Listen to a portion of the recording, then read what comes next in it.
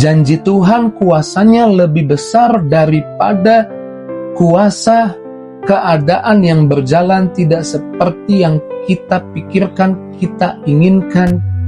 It is the time for morning with the word. Puji Tuhan, selamat pagi, bergabung lagi di Morning with the Word, YouTube channel saya Mario Marcelo. Dan pagi hari ini apa kabarnya? Saya percaya anugerah Tuhan, kebaikan Tuhan selalu menyertai kita.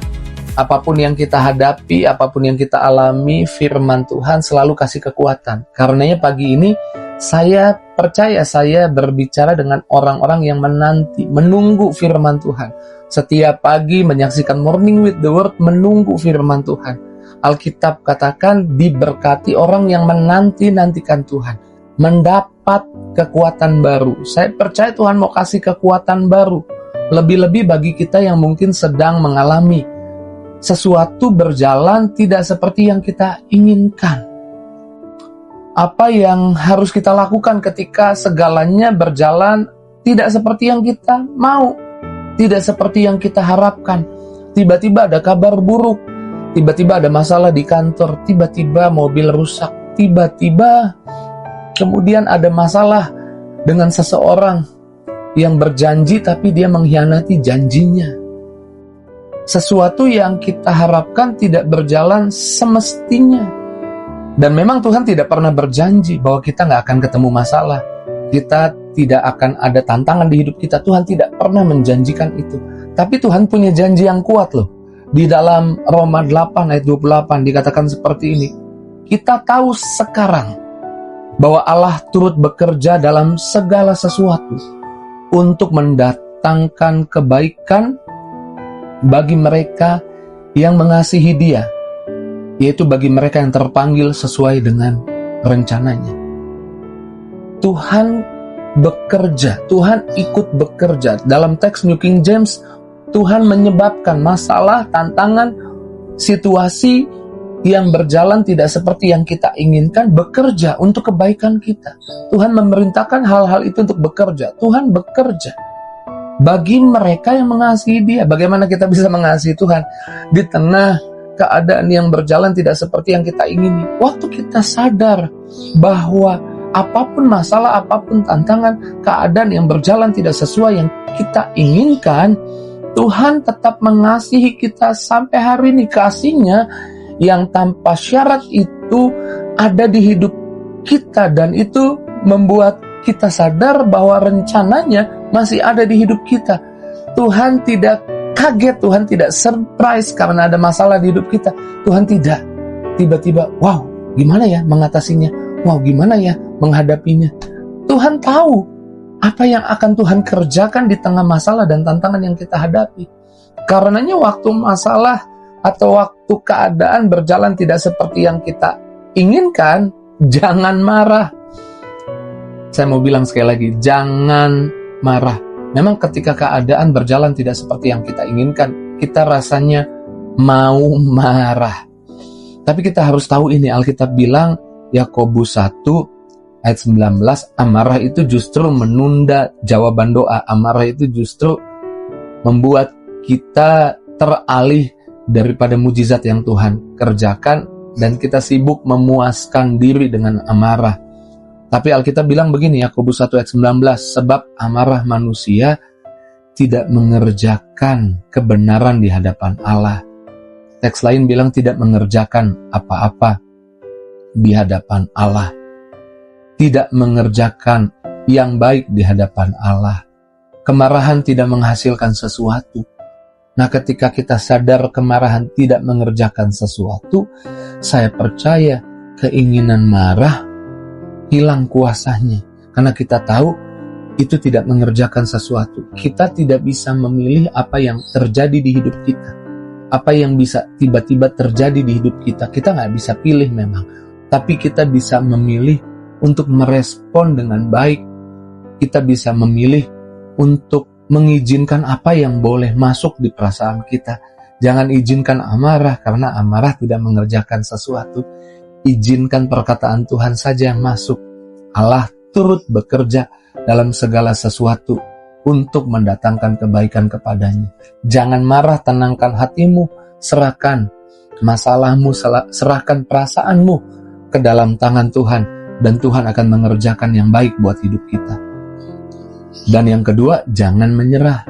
Kadang-kadang kita begini loh, kita udah doa, tapi kemudian tidak berjalan seperti yang kita inginkan, kita doakan. Lalu kita berpikir doa itu tidak sepertinya doa itu bukan kehendak Tuhan. Kalau itu bukan kehendak Tuhan, kenapa kita doa dari awal? Makanya waktu doa, biarlah doa kita itu sesuai dengan janji Tuhan, sesuai dengan firman Tuhan. Contohnya, Tuhan pelihara aku hari ini. Janji Tuhan, Tuhan memelihara kita hari ini. Jadi apapun yang terjadi, janji Tuhan digenapi. Janji itu punya kita, milik kita. Jangan bilang itu bukan kehendak Tuhan mungkin kalau engkau tidak melihat pemeliharaan. Jangan menyerah. Berdoa, katakan, Tuhan yang janji, Tuhan akan memelihara. Kalau burung pipit di udara dipelihara, aku pasti dipelihara. Bangkitkan imanmu, jangan nyerah. Dan berkata itu bukan kehendak Tuhan.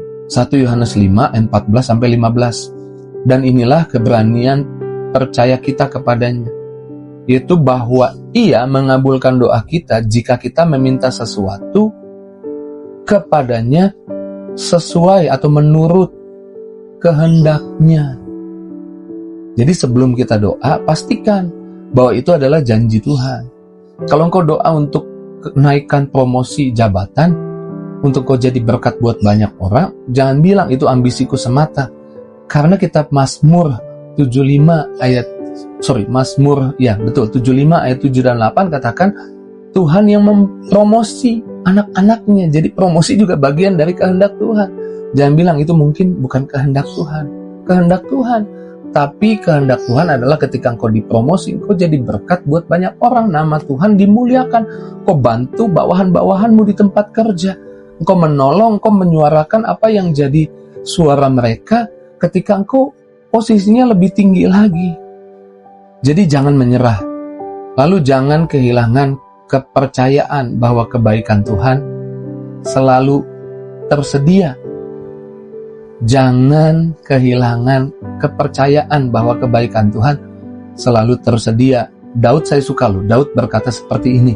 Di tengah masalah tantangan yang terjadi, Mazmur 27 ayat 13 dikatakan, sesungguhnya aku percaya akan melihat kebaikan Tuhan di negeri orang-orang hidup. Saat masalah datang, deklarasikan, aku akan melihat kebaikan Tuhan di negeri orang hidup. Di hari-hari ini mungkin keadaan sulit, tantangan sulit, ekonomi sulit. Mulai katakan, aku beda, aku akan melihat kebaikan Tuhan.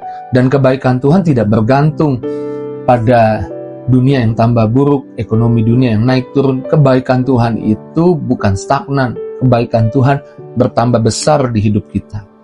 Lalu jangan panik. Jangan panik ketika keadaan berjalan tidak sesuai yang kita inginkan. Jangan panik. Kenapa jangan panik? Karena Yeremia 29 ayat 11, Tuhan bilang, aku tahu rancangan apa yang ada padaku mengenai kamu. Tuhan tahu rancangan Tuhan buat kita. Jangan panik. Yaitu rancangan damai sejahtera, bukan rancangan kecelakaan. Janji Tuhan lebih besar dari apa yang dapat diperbuat oleh tantangan, oleh masalah, oleh keadaan yang berjalan tidak seperti yang kita inginkan.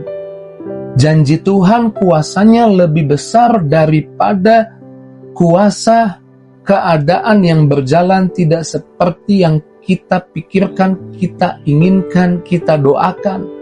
Keadaan yang tiba-tiba kita kaget, kok tiba-tiba ada masalah. Keadaan itu kuasanya tidak lebih besar daripada janji. Aku tahu rancangan yang ada padaku mengenai kamu, yaitu rancangan damai sejahtera, bukan rancangan kecelakaan, untuk mendatangkan hari depan yang penuh dengan harapan. Teks lain bilang hari depan yang kau harapkan. Jadi kita harus pegang ini, bahwa Tuhan punya rencana buat hidup kita. Percayalah kepada Tuhan. Yakinlah bahwa Tuhan sanggup bekerja di dalam segala sesuatu untuk mendatangkan kebaikan. Di tengah keadaan yang tidak berjalan seperti yang kita inginkan, kita percaya ada surprise, ada kejutan dari Tuhan, bahwa Tuhan ingin menunjukkan bahwa Dia sanggup mengerjakan idenya yang di luar logika kita, di pemikiran kita, yang tidak pernah kita pikir, timbul dalam hati, kita dengar, kita lihat. Yang terbaik Tuhan sediakan buat anak-anaknya. Pagi hari ini jika engkau ada dalam keadaan saya sedang melihat di hidup saya keadaan berjalan tidak seperti yang saya inginkan, ini kabar baik bagimu, masih ada Tuhan. Jangan marah, jangan menyerah, jangan marah, jangan menyerah. Kemudian tadi kita catat, jangan berhenti percaya ada kebaikan Tuhan, dan jangan panik. Saya percaya Tuhan sedang berkati kita dengan firman-Nya, kuatkan kita lagi, imbos kita lagi dengan vitamin, energi iman, supaya kita jalani hidup ini dengan iman. Dan saya percaya iman kita yang dibangkitkan membuat kita bisa mengambil apa yang Tuhan sudah bayar di kayu salib untuk hidup kita, kebutuhan kita di hari ini. Mari kita bersyukur, mari kita berdoa. Terima kasih buat firman-Mu Tuhan. Terima kasih buat perkataan-Mu Tuhan. Kami naikkan syukur Engkau Tuhan yang dahsyat, Tuhan yang baik, Tuhan yang luar biasa, Tuhan yang mengasihi anak-anak-Mu, Tuhan yang mengasihi kami. Terpujilah nama-Mu Tuhan, ditinggikan nama-Mu.